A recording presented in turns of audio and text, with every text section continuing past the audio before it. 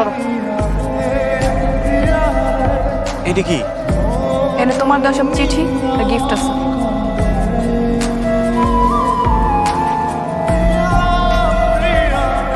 আর আমাদের সম্পর্কটা এখানেই শেষ।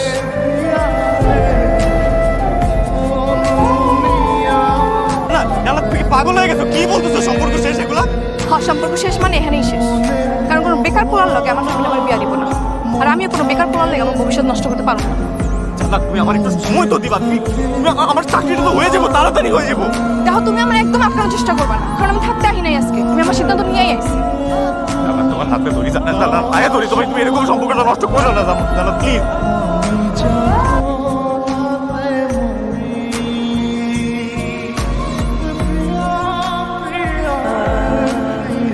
আমি কি পাপ করছিলাম আল্লাহ? জান্নাত, আমার কথাটা একটু শোনো, একটু শোনো। আরে তুমি রাস্তা কেন আটকেছো? মানুষ দেখে কি বলবে? আচ্ছা, তুমি আমার প্রশ্নের একটা উত্তর দাও। আমি কি তোমাকে কোনোভাবে কষ্ট দিছিলাম? তুমি আমার বুঝাও তো একটু। এখন এইসব কথা বলে কি লাভ?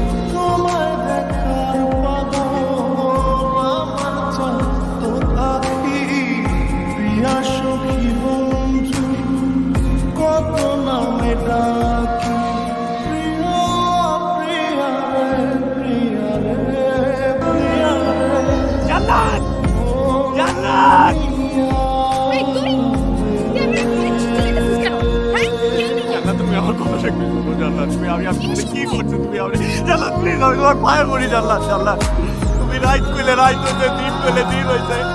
তুমি যা চাইছো আমি তাই করছি জান্নাত। তুমি কেন আমার লগে এরকম করতেছো জান্নাত? কি শুনবো আমি তোর কথা? হ্যাঁ, তুই কি চাস? আমাকে বিয়ে করতে, তাই তো? ঠিক আছে, যা, তোকে আমি বিয়ে করবো। কিন্তু তোকে বিয়ে করার পর আমি যখন বেটার কাউকে পাবো তখন তার কাছে চলে যাবো। তখন কি হবে?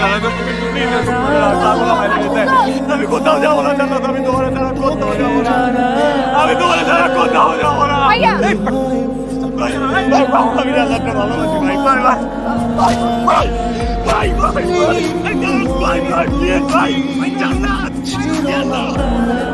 আমার বাড়িতে গিয়া আমার বোনের ইজ্জত হাত দিছে।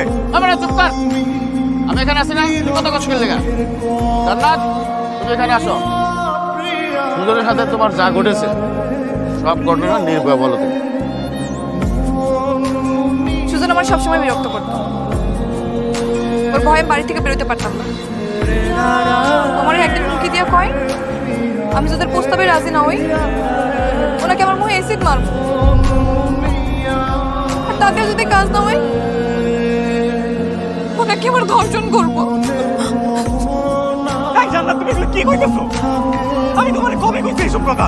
জান্নাত, তুমি কি চাও? আমি চাই আপনারা এরকম ব্যবস্থা করেন ও যেন আমার সামনে আর না আইতে পারে।